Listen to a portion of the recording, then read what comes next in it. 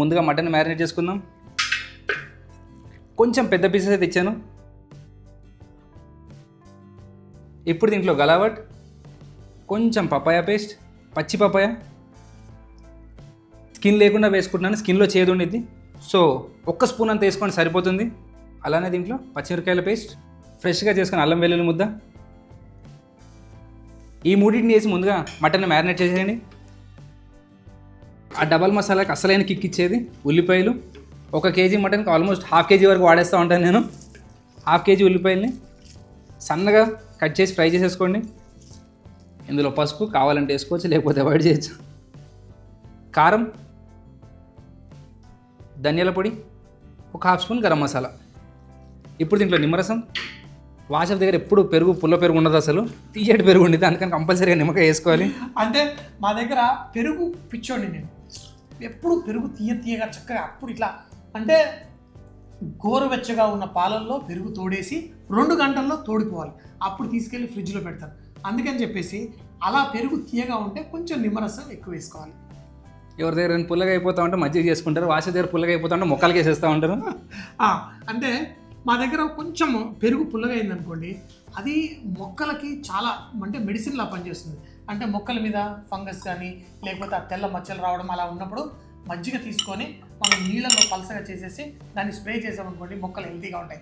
అంటే పెరుగు తినడం వల్ల నేనే హెల్తీ కాదు, కొంచెం పెరుగు పుల్లగా అయితే నా దగ్గర మొక్కలు కూడా హెల్తీగా ఉంటాయి. ఇప్పుడు ఇందులో హెర్బ్స్, పుదీనా, కొత్తిమీర. పెరుగు వేసిన తర్వాత కొత్తిమీర, పుదీనా వేసుకొని చక్కగా కలిపేయండి.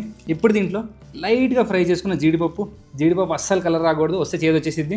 ఇలా ఫ్రై చేస్తే జీడిపప్పు మొత్తం. ఇప్పుడు ఇందులో ఉల్లిపాయలు ఫ్రై చేసుకున్న నూనె. ఆ ఉల్లిపాయలు ఫ్రై చేసినప్పుడు ఈ నూనెకు ఒక అద్భుతమైన ఫ్లేవర్ వస్తుంది, నెయ్యి కంటే ఎక్కువ టేస్ట్ ఇచ్చిద్ది అది. చూసారా, మనము చాలామంది బిర్యానీలో నెయ్యి వేసుకోవచ్చు, కానీ ఉల్లిపాయలు బ్రౌన్గా ఫ్రై చేసిన నూనె ఈ బిర్యానీకి ఇచ్చే ఫ్లేవరు నెయ్యి కూడా ఇవ్వలేదు. సో అది కూడా వేసేసుకొని కలిపేసుకోవాలి.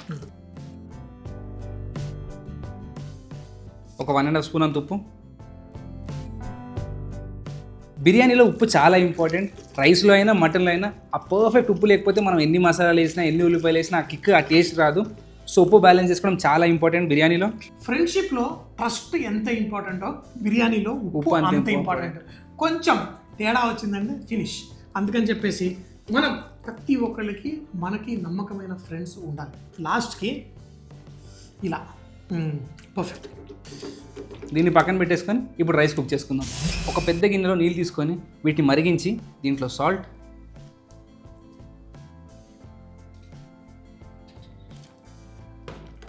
ఈ నీళ్ళు మనకి సీ సాల్ట్ వాటర్లా ఉండాలి.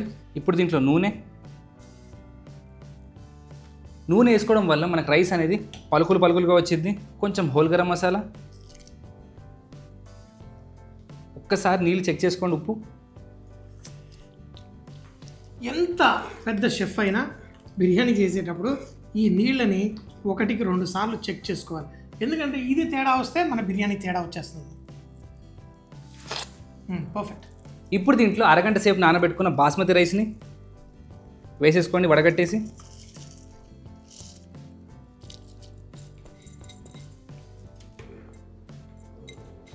బియ్యం వేసుకున్న తర్వాత కంపల్సరీగా ఒకసారి కలపాలి, లేకపోతే కింద అడగంటేస్తుంది. బాస్మతి రైస్ని మటన్ బిర్యానీకి అయితే ఒక 70% కుక్ చేసుకుంటే మనకు పర్ఫెక్ట్గా సరిపోతుంది. సో ఒక 6-7 నిమిషాల్లో ఆ స్టేజ్కి వచ్చేస్తాయి. ఈ రైస్ ఉడికిన నీళ్ళు ఉన్నాయి కదా, ఇవి కొంచెం మటన్లో వేసుకోవాలి. ఇప్పుడు ఫస్ట్ లేయర్ పైన ఒక లేయర్ వేసేటప్పుడు నీళ్ళంతా ఇలా వెళ్ళిపోవాలి. జాగ్రత్తగా లేయర్ చేసుకోండి, కొంచెం పైనుంచి పడాలి, ఒకేసారి కుప్పలా వేయకండి.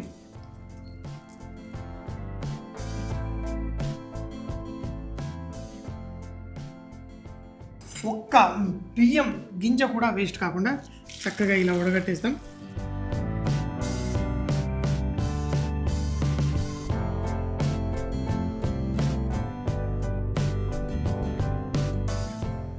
కింద నుంచి ఫ్లేవర్ఫుల్గా ఉంది, ఆ పైన రైస్ కూడా ఫ్లేవర్ఫుల్గా అవ్వడానికి పైనుంచి మన బ్రౌన్ ఆనియన్ ఒక లేయర్ అంతా కవర్ అయ్యేలా వేసుకోండి.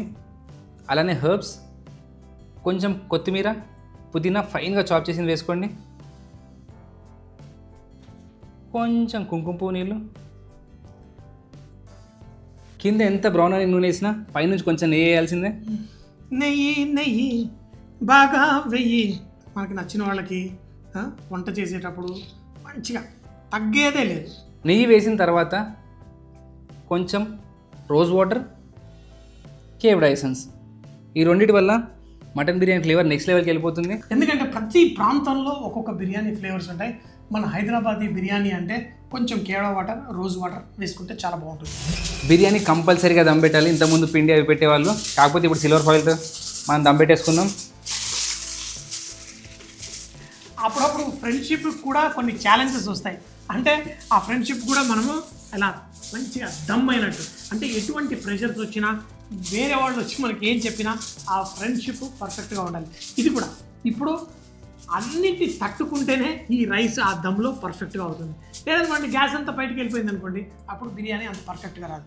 ఇది దమ్ అనేది పెట్టేది ప్రతి మిత్తుకు పర్ఫెక్ట్ అవ్వాలి, ఆ ఫ్లేవర్స్ లోపలే ఉండాలి. అలాగే మనకి రైస్ ఆ స్టీమ్లో ఉన్నప్పుడు మంచిగా ఇంకా పలుకులు అవ్వడానికి బాగా పనిచేస్తుంది. ఇప్పుడు మూత పెట్టేసేయండి. సో ఆ మంట ఫస్ట్ హై ఫ్లేమ్లో ఉంటుంది, తర్వాత మీడియం ఫ్లేమ్, తర్వాత స్లో ఫ్లేమ్. చల్లబడ్డ తర్వాత అప్పుడు ఏ ఫ్రెండ్షిప్ అయినా ఆ చల్లబడ్డ తర్వాతే వాళ్ళ ఫ్రెండ్షిప్ ఫర్ ఎవర్లా ఉంటుంది. ఇప్పుడు మా ఫ్రెండ్షిప్ చల్లబడిపోయింది చాలా ఫాస్ట్గా. మటన్ బిర్యానీ కాబట్టి దీన్ని ఫస్ట్ 15 మినిట్స్ హై ఫ్లేమ్లో కుక్ చేసుకోండి, తర్వాత 15 నిమిషాలు మీడియం మంటలో కుక్ చేసుకోండి, చివరి 15-20 నిమిషాలు చాలా లోయెస్ట్ ఫ్లేమ్లో కుక్ చేసుకొని ఒక 10 నిమిషాలు రెస్ట్ ఇచ్చారనుకోండి, గుమ్మగుమ్మలు ఆడిపోయే బిర్యానీ రెడీ అవుతుంది. వావ్ అంటే వావ్, ఎందుకంటే కిచెన్ నిండా స్మెల్ అద్దిరిపోయింది, గుమ్మగుమ్మలు ఆడుతూ ఉంది, అద్దిరిపోయే సువాసన. రైస్ ఎంత పర్ఫెక్ట్గా ఇలా వచ్చినప్పుడు ఆ రైస్ ఇలా బెండ్ అవ్వాలి, పలుకులుగా. ప్రతి మెతుకు ఇండివిజువల్గా పర్ఫెక్ట్గా కుక్ అయిపోయింది. ఫుల్ డబల్ మసాలా బిర్యానీ ఇది.